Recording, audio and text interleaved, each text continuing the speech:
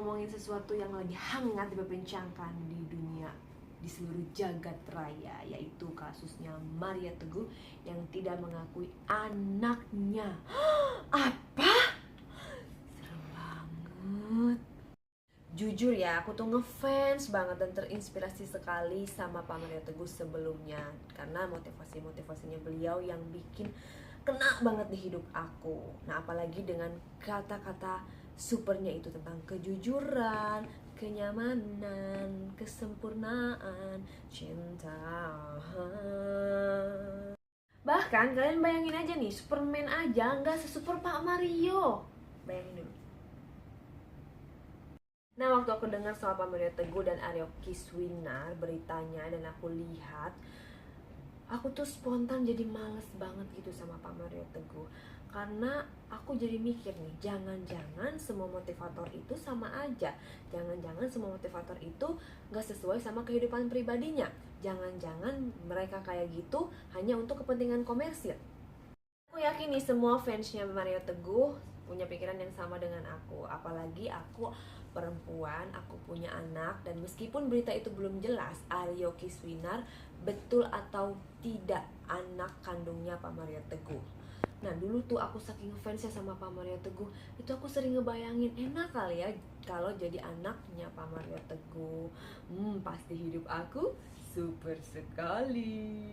Nah, meskipun demikian, yang mau aku omongin tuh bukan kebenarannya Aryo anaknya Pak Mario Teguh atau bukan, tapi lebih ke perasaan banget. Coba Anda bayangkan, misalnya Anda punya hewan peliharaan nih, pelihara anjing ataupun kucing. Kita pelihara 1 tahun aja kita udah bisa sayang banget sama dia dan gak mau kehilangan dia. Kalau misalkan hewan peliharaan kesayangan kita itu hilang atau bahkan mati, itu kita bisa sedih banget, sampai nangis, bahkan sampai sakit berbulan-bulan, iya kan? Nah, bagaimana dengan Pak Mario Teguh yang faktanya bahwa dari lahir dia yang merawat, menggendong, merangkul Aryo selama 7 tahun. Itu manusia loh, Pak. Dan itu sudah dirawat sama dia dari kecil. Nah, sekarang Pak Mario kalau di acara motivator-motivatornya itu sama orang yang baru kenal aja dianggap sahabat-sahabat saya yang super, sahabat-sahabat saya yang baik hatinya. Gimana dengan Aryo yang dikenal dari kecil, dirawat dari kecil? Bisa jadi panggilannya udah bukan Aryo lagi, anak-anak saya yang super, anak-anak saya yang baik hatinya. Kalau menurut info yang saya baca tentang profil Kiswinar, aku tuh yakin banget. Nah, ini menurut saya loh Pak Mario ya, menurut saya sekali lagi. Nah, Kiswinar itu kayaknya gak butuh apa-apa deh dari seorang Pak Mario Teguh. Toh dia tetap seorang CEO dari perusahaan yang besar. Jadi dia anak kandungnya atau bukan, bagi dia nggak ngaruh. Dia tetap seorang CEO. Dia hanya membutuhkan pengakuan sosok seorang ayah.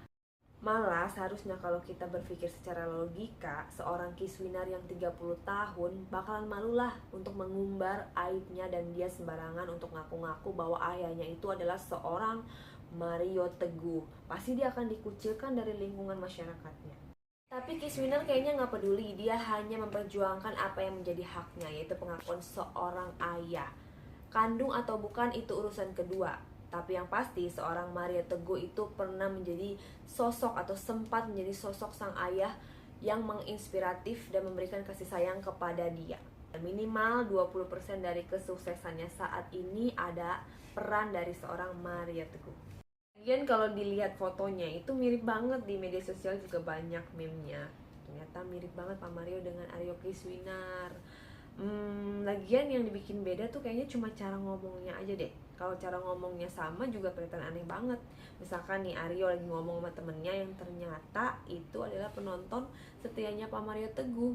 Jadinya gimana? Sahabat-sahabat saya yang super, itu kan aneh banget. Itu namanya persahabatan lintas generasi. Pak Mario pernah menantang di Kompas TV untuk melakukan tes DNA. Kenapa nggak jadi, Pak? Katanya sih, kata pengacaranya, takut muncul kontra opini. Kalau seandainya hasilnya positif tes DNA-nya, orang akan beranggapan jangan-jangan Aryo bayar untuk hasilnya positif. Nah, itu begitu pula dengan sebaliknya. Kalau hasilnya negatif, ternyata Aryo bukan anaknya Pak Mario Teguh, orang akan berpikir jangan-jangan Pak Mario Teguh bayar untuk supaya hasilnya negatif. Katanya seperti itu pengacaranya loh yang ngomong. Ini cuplikannya. Lagi sekarang apapun, kenapa? Apapun hasil tes DNA-nya nanti. Misalnya ini benar anaknya Pak Mario. Kan dengan hancurnya bisnis industri Pak Mario ini kan orang bertanya siapa sih yang mengambil keuntungan di sini? Nah, itu yang modalin, bayar aja, bilang ini anaknya. Sebaliknya kalau ternyata Kiswinar ini bukan anaknya, karena Pak Mario kan sudah jelas-jelas berkali-kali mau tes bukan anaknya, nanti bilang oh Pak Mario kan sudah kaya sekarang, ya kan, dia bayar aja hasilnya supaya ini positif anaknya.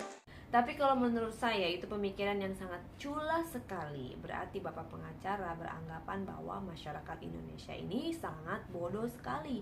Pak, masyarakat Indonesia itu sudah pintar, baik hatinya dan super sekali. Gini ya Pak, kalau tes DNA itu dilakukan secara terbuka di hadapan media, pasti masyarakat juga meyakini apapun hasilnya. Jadi gini deh, saya kan bikin video ini karena keinginan pribadi saya, tanpa ada orang yang menyuruh saya nih. Jadi saya mohon nih kepada Pak Mario Teguh untuk melanjutkan ucapannya, yaitu dengan tes DNA. Karena saya juga fansnya Pak Mario Teguh, dan juga pasti semuanya fans-fans Pak Mario Teguh juga penasaran dengan hasil tes DNA itu. Dan itu juga bisa merupakan tantangan untuk Pak Mario Teguh sendiri, jadi bisa mengungkapkan kebenaran adanya. Kalau Mas Deddy Corbuzier kan menawarkan biaya tes DNA. Saya juga mau menawarkan diri nih. Saya juga mau menawarkan membiayai tes DNA Bapak dan juga Kiswinar. Jadi ada 2 rumah sakit besar yang melakukan tes DNA. Jadi biar hasil lebih akurat, biar masyarakat lebih jelas gitu loh Pak. Atau kalau perlu proses tes DNA-nya ditayangin live di salah satu stasiun TV, dan blocking time-nya seharian itu saya yang bayar Pak. Gimana? Dan kalau perlu dokternya mau ke toilet aja kita ikutin pakai kamera, kita live, jadi nggak akan ada tuh dugaan bayar membayar. Gimana Pak? Tertarik Pak? Saya yang bayar. Ini saya bikin di YouTube channel saya serius. Kalau perlu kita bikin deh surat perjanjian sama Bapak nih. Jadi saya bukan cuma ngomong doang, emang saya bukan motivator, tapi insya Allah semua perbuatan atau ucapan yang saya ucapkan itu saya bisa pertanggungjawabkan. Saya orangnya komitmen. Jadi saya tunggu nih di mana Bapak membutuhkan saya untuk membiayai tes DNA, saya siap. Dan sekarang tinggal kita lihat aja hasilnya. Dan kali ini aku mau menutup episode opini seksi Reutami kali ini akan mengajak sahabat-sahabat Reutami yang sangat super atau super.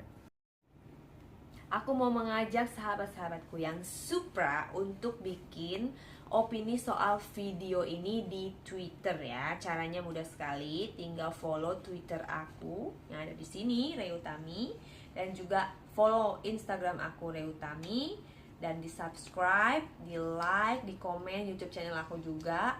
Dan hadiahnya itu akan mendapatkan smartphone